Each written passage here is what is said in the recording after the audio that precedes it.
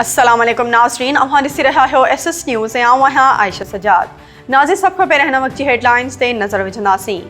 इस्लामाबाद में तेज़ बरसात खां पोइ भिति किरण जे वाक़िअनि में हिकु नींगरी समेत 13 पोरियत दॿिजी फोत थी विया। मलबे हेठां 4 पोरियतनि खे ज़िंदा कढियो वियो। पुलिस मूजिबि पुल जे तामीराती कम दौरान पोरियतनि भिति हेठां ख़ैमा लॻाया हुआ। ओचितो भिति किरण सबबि 12 पोरियत मौक़े ते फोत थी विया। हादसे बाद वधीक माण्हुनि जी ॻोल्हा लाइ जदीद मशीनरी ज़रिए रेस्क्यू ऑपरेशन जारी आहे। घरू खाते जे वफ़ाक़ी वज़ीर राणा सनाउल्लाह चयो आहे त इलेक्शन 70 या 60 ॾींहनि में थी सघनि था। 90 ॾींहं इलेक्शन जी आख़िरी हद हूंदी।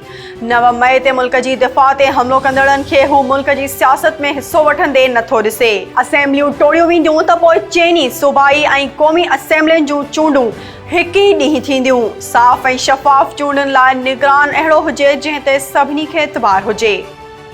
मुज़फ़रगढ़ में गुज़िरियल ॾींहुं 3 भेनरुनि जे क़त्ल वारे वाक़े में संदनि सॻो भाउ निकितो।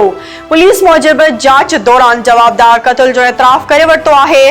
पोस्टमार्टम बाद 3 भेनरुनि जा लाश वारसनि हवाले कया विया आहिनि। गुज़िरियल ॾींहुं थर्मल कॉलोनी में 3 भेनरुनि जा लाश ख़ाली प्लॉट में हथ कया विया हुआ। वाही पांधी समेत काछे जे मुख़्तलिफ़ इलाइक़नि में मलेरिया वबाई सूरत इख़्तियार करे वई। वधीक हिकु नींगरी फोत थी वई। सिहत खाते नोटिस न वरितो। वधीक जानी नुक़सान जो ख़दशो। ॻोठाणनि जो मलेरिया खां बचाव लाइ मेडिकल कैंप क़ाइमु करण जो मुतालबो। भिरा रोड भरिसां ॻोठ मोहम्मद हसन में 12 साला नींगर खे नांग कखे विधो।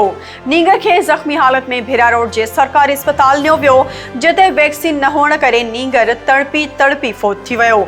नींगर जो लाश घर पहुचण ते कोहराम मची वियो।